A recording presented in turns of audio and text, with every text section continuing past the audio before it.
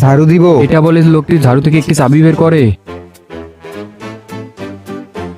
একটু নজর রাখবে এর উপর, আজকে বড় অফিসার আসতেছে, এর জন্য পরিষ্কার করার জন্য ওকে বাইরে পাঠিয়ে। আরে ভাই তুমি টেনশন করিও না, পুরো নজর আছে ওর উপর, এ ঠিকভাবে ঝাড়ু দে। জি জি স্যার, আমি আমার পরিষ্কার করবো, আপনার মুখ দেখা যাবে এই মাটিতে। ঠিক আছে ঠিক আছে, কাজ কর।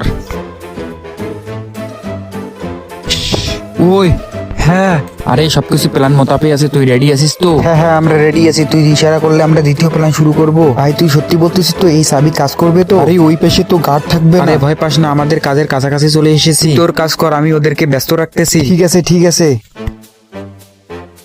ওই বন্ধুরা, তোমরা কি আমার মতো ইসলামকে ভালোবাসো, ইসলামিক ভিডিও দেখতে ভালোবাসো? তাহলে অবশ্যই অবশ্যই আমার ভিডিওতে একটি লাইক এবং চ্যানেলটি সাবস্ক্রাইব করে কমেন্টে আই লাভ ইউ আল্লাহ লিখে যাবে।